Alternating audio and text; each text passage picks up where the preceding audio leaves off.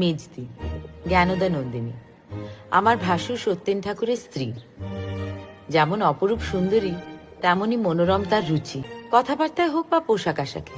মেজদি ছিলেন সবার থেকে আলাদা। যেভাবে শাড়ি পরতেন তেমনটা আগে কখনো দেখিনি। এসো।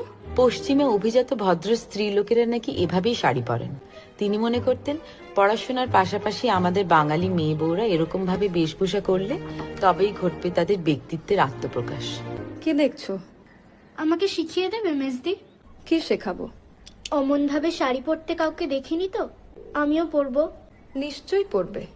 তুমি পড়বে, এবারে সবাই পড়বে, সব বাঙালি মেয়েরা পড়বে।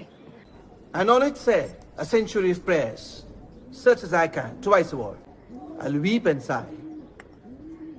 Leaving so his service, follow you. So please you entertain me. আচ্ছা, একটা কথা বলো, শেক্সপিয়ার এই নাটকের নাম সিম্বলিন দিলেন কেন? ইমোজিন রাখা উচিত ছিল বলছো? আলবাত, ইমোজিন তার বাবার ইচ্ছের বিরুদ্ধে পস্তমাসকে বিয়ে করে, এবং এই নাটকে সেই তো নায়িকা। আবার উল্টো থেকে দেখো, পস্তমাস যখন এক্সাইলে যায়